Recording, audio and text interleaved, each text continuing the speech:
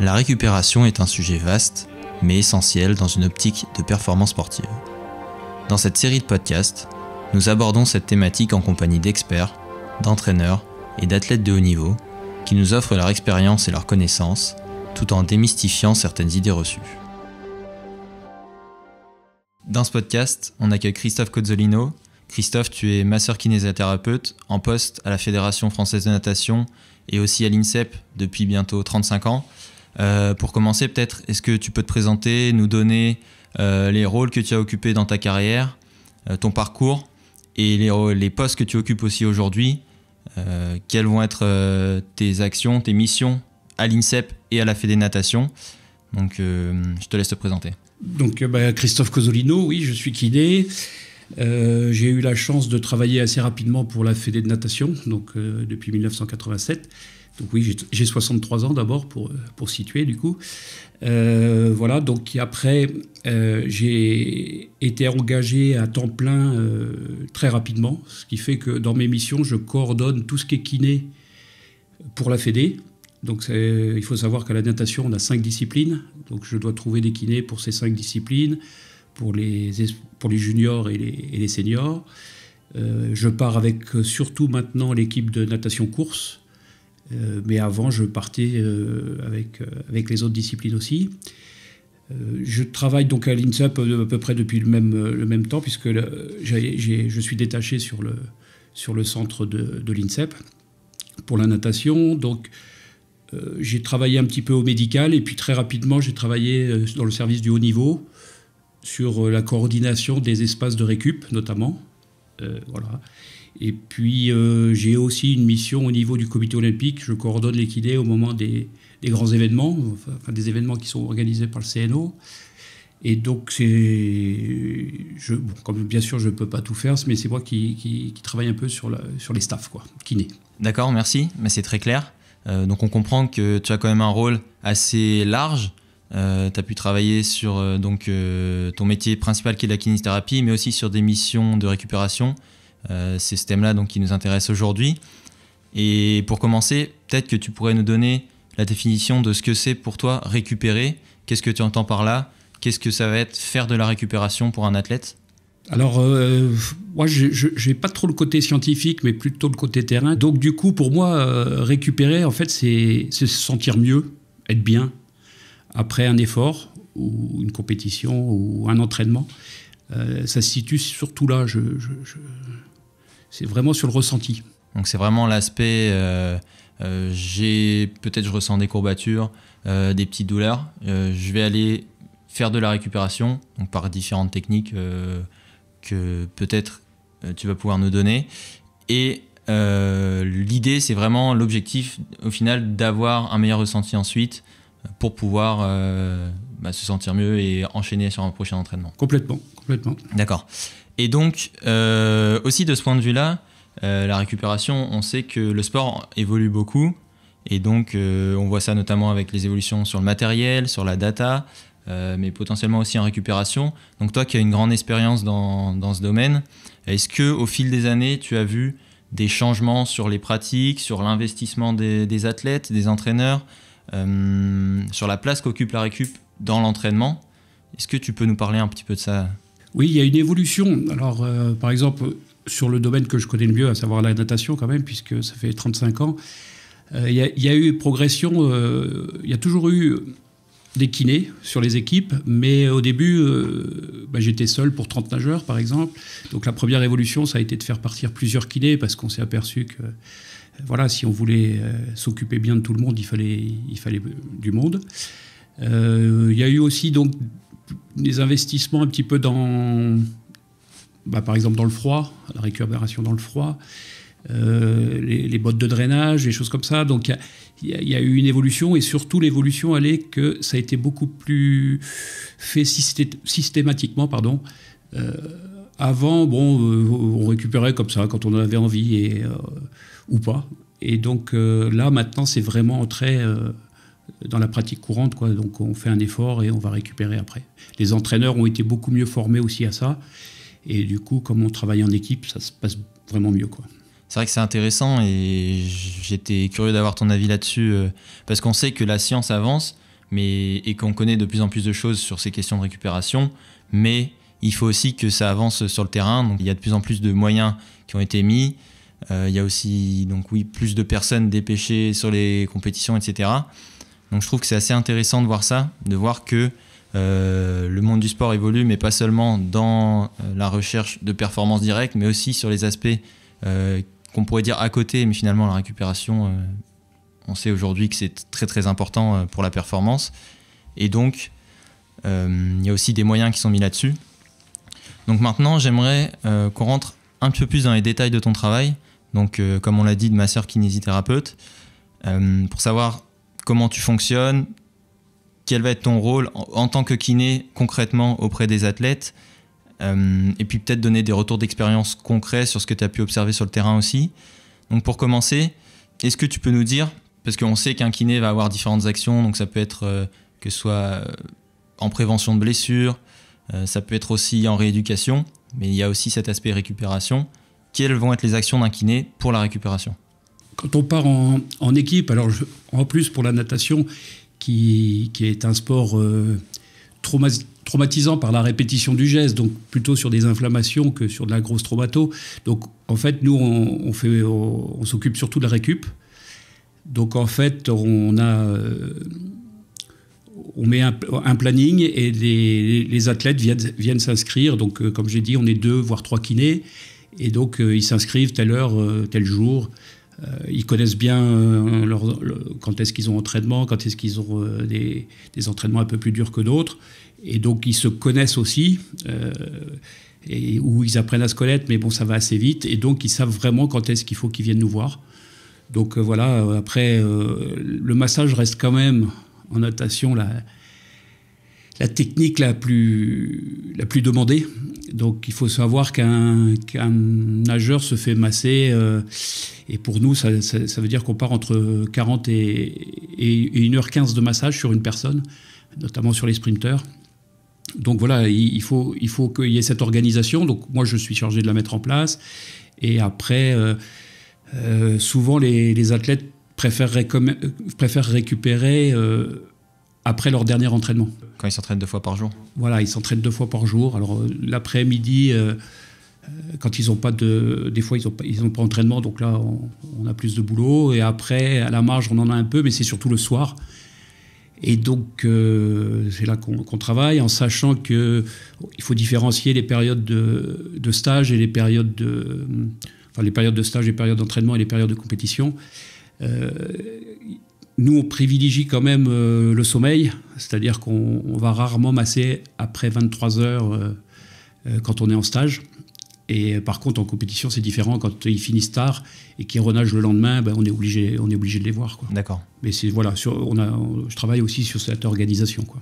Là, si je comprends bien, il y a vraiment cet aspect massage, du moins avec les nageurs.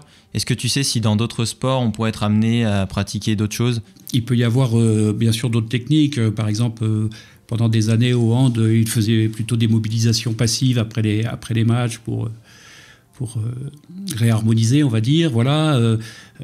Après, bien sûr, on a parlé du froid, tout ça, les bottes, les rouleaux de massage. Enfin, il y a plein d'autres techniques. Il y a aussi de la relaxation. Donc, voilà, on peut faire un petit peu... Alors, moi, je ne suis pas ostéo, mais il y a un petit peu de crânien pour détendre. Voilà. Bien sûr, il y a d'autres sports qui font autre chose que du massage. En fait, le massage est beaucoup en natation et en cyclisme. En cyclisme, c'est vraiment la tradition. Là, c'est vraiment tout le temps... mais un peu comme nous, voilà. Est-ce qu'il y a un lien avec le fait que ce soit, par exemple, des sports d'endurance portés, qui font qu'ils ont un peu, on va dire, physiologiquement, les mêmes... ça ne va pas être les mêmes forcément, ça ne va pas être les mêmes muscles qui travaillent, mais des contraintes similaires, des fatigues similaires qui font qu'on va aller chercher une récupération par le massage plutôt que d'autres techniques qu'on pourrait avoir à disposition. Peut-être, mais comme je l'ai dit tout à l'heure, je crois que c'est aussi ce fameux ressenti. Et il y a très peu d'athlètes qui n'aiment pas le massage. Ceux qui n'aiment pas, c'est pas la peine d'insister d'ailleurs, parce qu'ils se contractent, ils font tout l'inverse de ce qu'on est en train de faire. Mais c'est quand même rare. Donc, et les autres, je pense que le massage, ce côté on s'occupe de moi aussi, fait beaucoup de bien. Et donc, c'est beaucoup plus personnalisé que d'aller prendre un bain froid tout seul ou d'aller s'étirer. Voilà, donc en fait, je crois qu'il faut comprendre qu'il y a plusieurs techniques et qu'il y en a qu'on peut faire seul. Et les athlètes doivent être assez autonomes là-dessus. Mais voilà, le massage, ça reste quand même la technique. C'est un bon moment qu'on passe aussi. Ouais, je pense, parce que souvent, en plus, il y a le lieu. C'est-à-dire que nous, on a un local plus ou moins grand, mais voilà, où on va être 3, il y a toujours une bonne ambiance. Logiquement, les entraîneurs ne vont pas trop dans notre espace. Et donc, c'est plus l'espace des sportifs. Donc, il y a la possibilité aussi un peu d'échanger, enfin de se laisser aller un peu dans ce qu'on dit. On sait que nous, on n'est pas là pour faire remonter tout aux entraîneurs. Et puis, voilà, il y en a qui, à l'inverse, aiment bien être tranquille. Donc, on trouve toujours un endroit tranquille parce qu'il y en a qui sont pas loin de s'endormir, hein, même si le massage est un peu pénétrant, il y en a qui s'endorment quand même. Donc voilà, il faut arriver à ce que le sportif soit le mieux possible. Il y a un aspect aussi donc psychologique finalement au massage, où il peut y avoir cet aspect-là, où finalement ça va être un moment de détente, on va un peu lâcher prise, et ça va faire également office de récupération mentale, si je puis dire, un petit peu 2 en 1. C'est peut-être aussi pour ça que les sportifs l'apprécient beaucoup. Oui, alors je pense. Alors après, attention, hein, il faut pas que les kinés se prennent aussi pour des psys, parce que ça pourrait être dangereux. Mais je pense que déjà l'écoute, c'est hyper important. Donc on a fait déjà le premier pas. Donc ça leur fait du bien de parler. Nous, on écoute. On n'a pas besoin, on n'est pas obligé de relancer. Hein, c'est-à-dire que, encore une fois, on n'est pas formé pour ça. Mais je pense que le fait déjà d'écouter, ça leur fait un bien énorme. Et donc, comme tu l'as dit, donc, c'est vraiment un moment où on est à part. Ça va être le kiné et l'athlète. Il y a peut-être des moments aussi où le kiné va interagir avec le coach pour savoir justement de quoi va avoir besoin l'athlète à tel moment pour récupérer. Parce que est-ce que finalement le coach a son mot à dire sur « Ah ben non, là il serait mieux que tu ailles justement faire par exemple un bain froid » plutôt qu'aller voir le kiné. Est-ce que le kiné va conseiller au coach de dire « Ah bah peut-être que si, ça peut être pertinent justement qu'il vienne me voir après ce type d'effort ». Quelle est la relation du kiné finalement avec les autres membres du staff ? Voilà, c'est ça le plus important. C'est comment est le nombre de personnes dans le staff, la confiance qu'on a les uns envers les autres. Et donc ça se travaille. Donc on a annoncé tout à l'heure que ça faisait 35 ans que j'étais dedans, donc c'est vrai que c'est un petit peu plus facile pour moi. On s'aperçoit aussi que peut-être que quand on débute jeune kiné, on est peut-être plus proche des athlètes, et puis qu'en vieillissant, on est peut-être plus formé sur l'entraînement et on est plus proche des entraîneurs. Par contre, ce qui est sûr, c'est qu'il faut qu'on ait la confiance des deux pour pouvoir travailler. Donc, comme j'ai dit, il faut qu'on écoute, il faut qu'on donne un petit peu, mais c'est ça aussi, je trouve, qui est bien dans notre métier quand on part avec les équipes, c'est ça, c'est savoir ce qu'on doit faire remonter ou pas. Parce que certains athlètes nous disent des choses, oui, peut-être pour qu'on le dise aux entraîneurs, et puis d'autres fois, non, ils le disent parce que ça leur fait du bien de le dire sur le moment. Et il ne faut surtout pas non plus, je dirais, charger un éventuel entraîneur en disant ouais, il entraîne comme un fou, ou t'en fais trop. Voilà, ça, il faut faire très très attention à ça parce qu'ils attendent. Et voilà, le maître mot, c'est quand même la confiance dans un staff. Et donc, en fait, pour faire un peu d'historique, le plus important, c'est quand même, bien sûr, entraîner. Très rapidement, il y a eu du médical, donc un médecin, un kiné, et pendant des années, on a fonctionné comme ça. Donc, c'était plus facile parce que les staffs étaient assez restreints.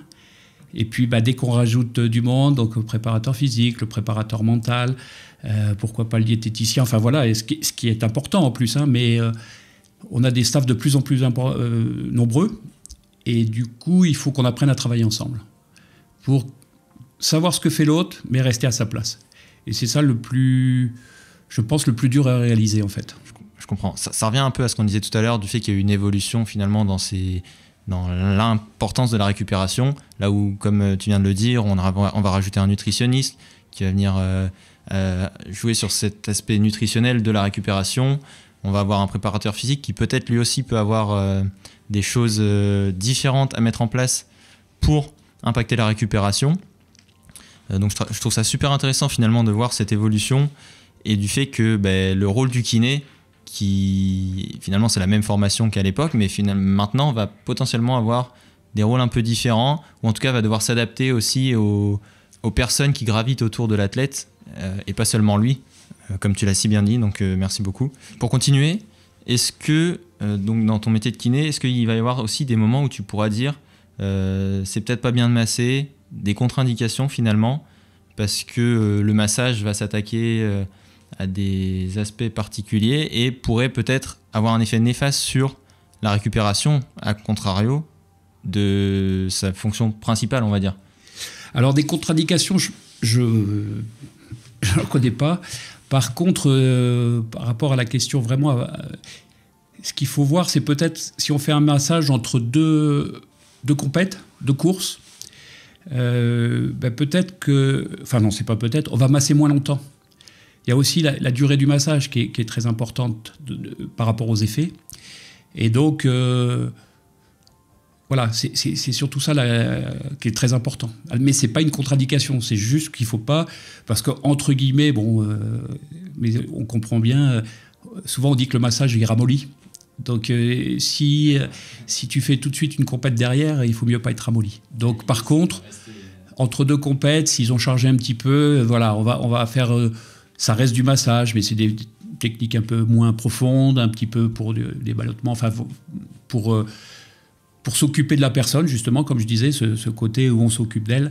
Mais voilà, on reste très superficiel. Ok, donc si je comprends, là... Comme tu dis, en compétition, on peut avoir des pratiques un peu différentes de l'entraînement. Finalement, ça revient à cette idée de périodiser la récupération selon les objectifs du moment.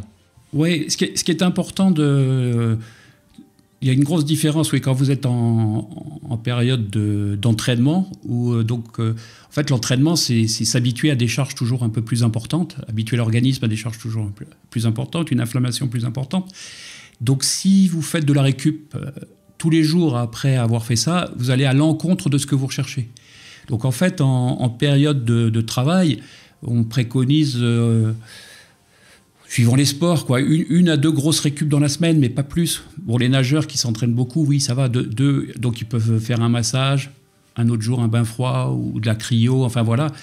Voire 2 massages s'ils préfèrent. Mais tous les jours, c'est vraiment une aberration, en fait, puisqu'on va à l'encontre de ce qu'on cherche. Par contre, en compétition...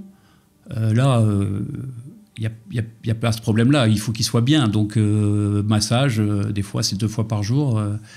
Mais et récup tous les jours, bien sûr, quoi. En compétition, l'idée, ça va plus être de créer des adaptations, finalement, mais simplement de relâcher le corps et de se sentir mieux. Ça, ouais, pour de bien se sentir. Ouais. On ne cherche plus à être plus fort. Voilà. On cherche à entretenir ce qu'on a. Et donc, du coup, la récup et tous les jours, quoi.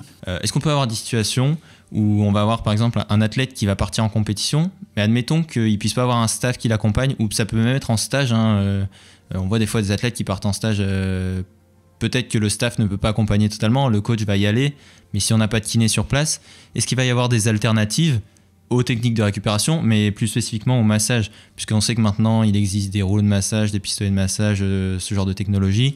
Est-ce que tu as un avis là-dessus ? Oui, j'ai un avis, mais en fait, c'est ça.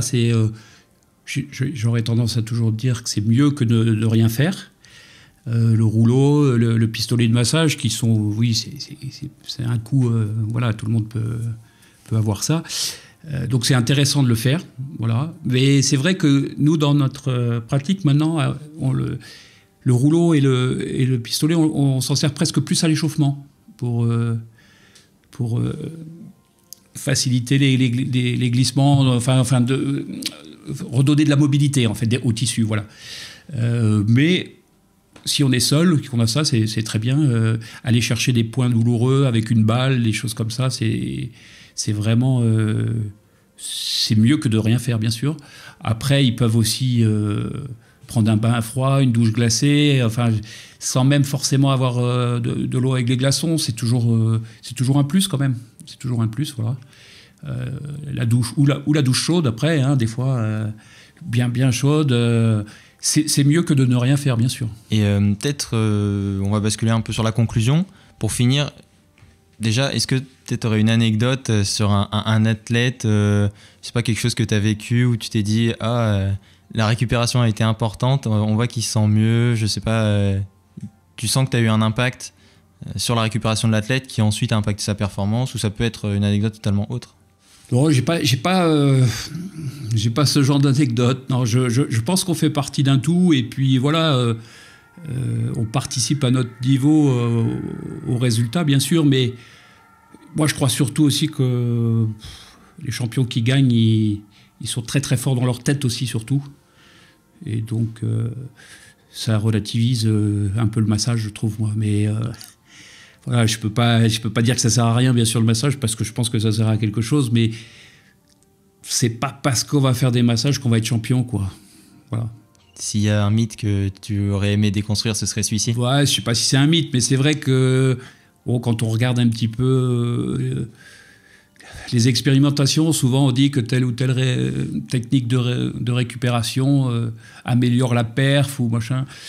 Bon, ça j'ai un peu de mal avec ça, oui. Alors, je pense que oui, ça fait du bien, mais si on le fait pas, on peut aussi améliorer la perf. Donc voilà, il faut rester raisonnable et humble, je crois, dans ce genre de choses, quoi. Ouais, c'est toujours difficile de corréler un aspect de l'entraînement ou de la récupération à la performance, tant on sait à quel point c'est multifactoriel. Je comprends tout à fait. Mais en tout cas, merci Christophe d'être intervenu dans ce podcast, d'avoir fait un retour d'expérience, nous avoir donné ton avis sur différents aspects, notamment les massages, qui sont le point central de ton travail. Quelles sont les missions à l'avenir? Qu'est-ce que tu espères Au niveau natation, donc cette année, on a un championnat du monde. Après, voilà, moi, je suis détaché à l'INSEP, donc sur le centre d'entraînement. Donc, je vois des nageurs régulièrement. Et puis, au niveau comité olympique, il y a trouver les staffs pour les différents événements de cette année, les Foches d'été. Il y a eu les Foches d'hiver. Je crois qu'il y a des Jeux méditerranéens, il y a toujours des Jeux, en fait. Donc, voilà, mon boulot de l'année. Merci. Merci à toi aussi.